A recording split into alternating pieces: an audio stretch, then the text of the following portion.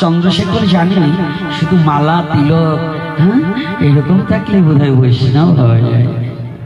আমার মহাপ্রভু বললেন বৈষ্ণব শুধু সাজলে হয় না গো, অন্তরটা যদি পরিষ্কার না থাকে, চিত্তটা যদি পরিষ্কার না হয়, প্রাণ খুলে যদি ভগবানকে না ডাকা যায়, তাহলে কোনোদিন ভক্ত হওয়া যায় না। শুধু এই পোশাকে, রঙের পোশাক পরেছি, ললাটে তিলক ধারণ করেছি, চুলদারি রেখেছি, আমি বৈষ্ণব? না না, এগুলো বৈষ্ণব নয়। বৈষ্ণব হচ্ছে চিত্তটা শুদ্ধ হতে হবে। মহাপ্রভু বলছে চেত দর্পমার্জনম, যার চিত্তরূপ দর্পণখানা চিত্তটাকে পরিমার্জন করেছে, তার ওই দর্পণখানা চিত্তটা যার পরিষ্কার আছে, ওই চিত্তের মধ্যে না রাধা গোবিন্দ যুগল মৃত্যু উদ্ভাস হয়ে যায়।